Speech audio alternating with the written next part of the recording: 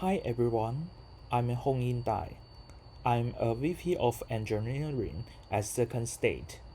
Today, I would like to introduce our WebAssembly Runtime (SSVN), including why do we choose WebAssembly, why do we have to develop our own WebAssembly virtual machine, what is the benchmark scores of our SSVN, and what is our roadmap for porting SSVN on RISC-V platform.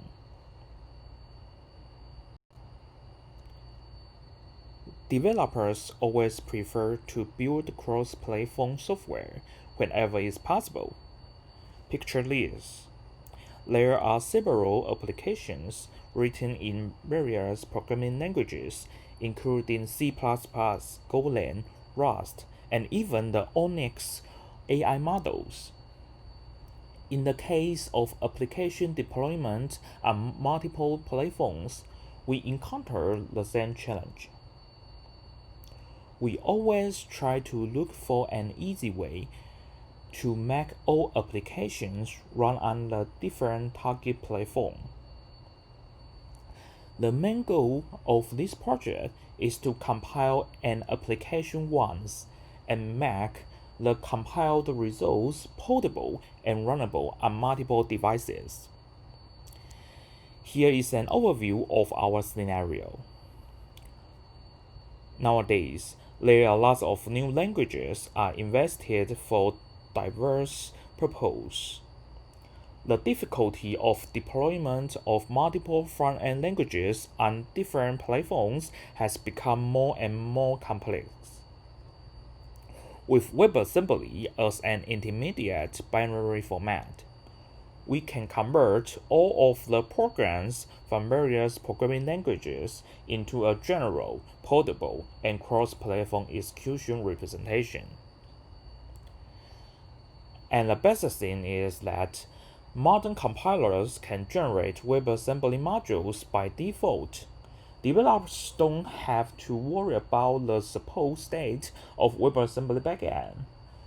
For example, EN-Scripten, BinaryEn, and LLVM provide a way to compile C and C++ programs into WebAssembly modules. Besides, even AI models, which is not a programming language, can also be compiled into WebAssembly modules. If you are interested, you can use SkyMiser's Onyx compiler to do that. After these applications are compiled into WebAssembly modules, Second State Virtual Machine, which is the general WebAssembly execution runtime, takes the responsibility to run these applications on multiple hardware platforms. For running domain-specific applications, we integrate SSVN with several extension libraries and allow users to leverage hardware acceleration by runtime customization. With this project, applications can be deployed to various target platforms easily. But why WebAssembly when I use other format? The reason is that the standard of WebAssembly is super open. Anybody can join the working group, create a spec proposal, and dive into the community quickly. Besides, WebAssembly has three major advantages: portability, efficiency, and safety. WebAssembly is a platform-independent format. All of the compatibility issues will be handled by the WebAssembly runtime itself. Also, WebAssembly is designed as close as possible to native machine instructions. Without high-level grammar and instructions, it can be easily transformed into native assembly with very low overhead. Also, WebAssembly runs in a sandbox environment. Only limited and approved external host functions can be called. In our scenario, we only accept host functions for some specific operators, such as getting a random number from libc, or running some AI operators like convolution. In addition, WebAssembly is powered by TriggerW Consortium and is supported by several big companies such as Mozilla, Microsoft, Google, and Apple. Moreover, WebAssembly has a huge developer community that provides rich, abundant toolchains and supports for many popular programming languages such as C++, Golang, and Rust. Then let's talk about our runtime, our WebAssembly virtual machine, the Second State virtual machine. SSVM supports full WebAssembly spec version 1.1 and is released with Apache 2.0 license. We are asked the same question several times. Why we have to create our own runtime, even if there are several WebAssembly runtimes are published, such as V8 from Google and Wassertime and WAVM. Well, this is not reinventing the wheel, because our focus is to bring WebAssembly to everywhere, including blockchain, AI, and other specific domains. It will be easy to add a number of experimental extensions and do several performance experiments on these domains extensions. For example, we provide EEI, which is the Ethereum Environment Interface, which is the interface to allow users interact with the blockchain ecosystem and allow users to access the blockchain state in their applications. And we also provide the storage interface, which allows users to develop their own applications on function as a service infrastructure without worrying about how to handle the database or how to save or get the data. We just have a interface to take care all of it. Moreover, we integrate the Qualcomm Hexagon SDK to enable the AI operator accelerations. For various use cases, SSVM provides two execution engines. One is a general interpreter for stable and simple programs, just like the blockchain smart contracts. And the other engine is an ahead-of-time compilation tool for computation-intensive applications like compressing JPEG photo or generating RSA key pair. We also know the need of language bindings for developers' convenience. SSVM provides not only a standalone WebAssembly runtime, but also an npm package for Node.js binding, and we have planned to add more language binding in the future. Then I'm giving you an example to show how we combine WebAssembly with AI inference models. Developers can train their models with many frameworks, such as Caffe, PyTorch, or TensorFlow. The only thing they have to do is to convert their AI models into ONNX format. Okay, then we can use the ONNX Watson project to convert the ONNX models into WebAssembly executable with our customized AI runtime extensions. Okay. Then this WebAssembly executable can be built offline and then be distributed to any place. Then users have to install our SSVM on the target platform and deploy their executable on SSVM.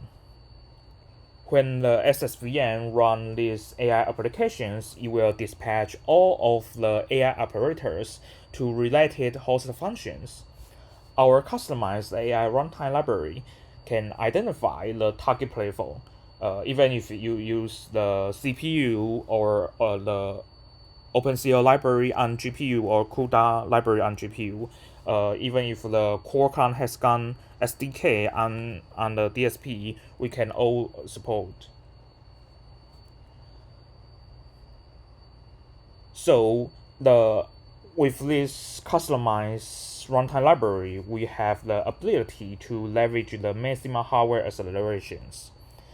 In this example, the AI runtime library integrates the Qualcomm has gone SDK for enabling the DSP speed up. If you are interested, you can just check the reference link in the last page. The default SSVN engine is an interpreter. As we all know, the interpreter is very slow to run computation-intensive applications. To solve this bottleneck and improve the runtime performance, we implement the ahead-of-time compilation technology with the LLVM framework. Okay. First of all, users compile their applications into WebAssembly modules, just like the first part. And if the WebAssembly modules are emitted the first time, SSVN will call the SSVN compiler to compile the WebAssembly modules into the native binary, and also cache it. So we don't need to compile it again and again. We just need to compile it once. And the generated binary depends on the target platform. The SSVN compiler will try the best to use the more efficiency native instructions. Then SSVN will call SSVN runner to load and run the native binary and handle the environment variables, arguments, and also the pre-open directory and files for it. With the ahead-of-time compilation mode, we can make the WebAssembly applications gain the near-native speed. Okay, and here are some future works on our long-term roadmap. For improving the performance, we are going to provide the fixed with SIMD instructions, also the multi-thread and bulk memory support. To reduce the memory check-in overhead, we are replacing the boundary check in every memory access instructions with the signal-based exceptions. Also, it's very hard to debug when we convert the WebAssembly modules into the native binaries. So SSVM needs to provide the default format debugging information for figuring out the loopholes when an error occurred. Now it's time to see some performance scores. In a very early stage, we just use some small programs to benchmark our performance, and we are going to add more complex applications as benchmarks in the future. These benchmarks come from the computer language benchmark scan. The reference link is attached in my last page, so if you are interested, you can check it. We choose some famous programs such as binary tree. This is to create a perfect binary tree, so it will test lots of the memory allocation operators. And we choose Redux, we choose the mandible set and n-body simulation just for the floating point number computation and array access operations. And we also write some programs to test the file I/O, so you can see the file concatenate. And also we just want to test the core start time, so we write an empty main function called nop. All of these programs are written in C or C++ and compiled to WebAssembly with EN script 10 and set the optimization level to level 3. We run these benchmarks on both ARC64 and x86 platform. So as you can see here on the x86 platform, we run the benchmarks on AWS EC2 M5 X large instance. So if you are interested, you can just clone our repository and run on the same instance for get this benchmark score by yourself. We compare the SSVN with the Google's V8, which is a very famous JavaScript and WebAssembly runtime. As you can see here, SSVN is faster in several items, including the code start time, and also if the application are having more heavy workload like the binary tree, you just do lots of the memory allocation, and the SSVN is also faster than the V8.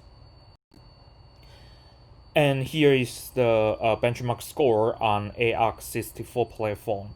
We run these benchmarks on AWS EC2 M6G X large instance.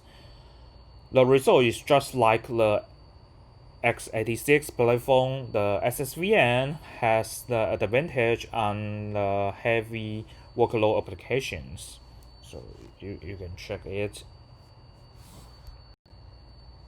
Now let's talk about our roadmap on RISC-V. I think this may be the most interesting you. If the second state brings SSVN on x86 and ARC64 platform, we would like to step forward to port SSVN on RISC-V architecture. The roadmap contains two phases. It's very obviously.